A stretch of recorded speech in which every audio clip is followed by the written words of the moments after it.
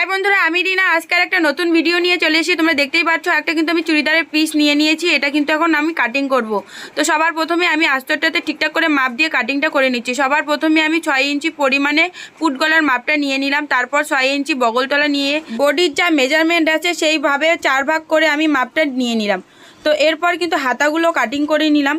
আমার কিন্তু কাটিং করা কমপ্লিট হয়ে গেছে। এরপর কিন্তু আমি সবগুলো পার্ট একসাথে করে জোড়া দিয়ে দিচ্ছি। আস্তরটাকে জোড়া দিয়ে তারপর সাইডগুলো সেলাই করে এখন কিন্তু আমি ফিতাটা তৈরি করে নিচ্ছি। ফিতাটা তৈরি করার পর আমি কিন্তু এটাকে উল্টে নিব। তোমরা দেখতেই পাচ্ছ, এখন কিন্তু আমি ফিতাটার বাড়তি কাপড়টাকে কেটে নিয়ে তারপর কিন্তু ফিতাটাকে উল্টায়ে নিচ্ছি। তো দেখো বন্ধুরা, আমি কিন্তু এখন দুই সাইডগুলো একদম মুড়ি মেরে তারপর কিন্তু আমি চুড়িদারটাকে সেলাই করা কমপ্লিট করে নিব। আর হাতাগুলো সেলাই করে নিলাম।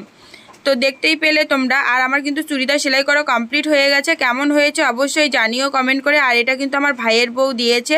চলো টাটা।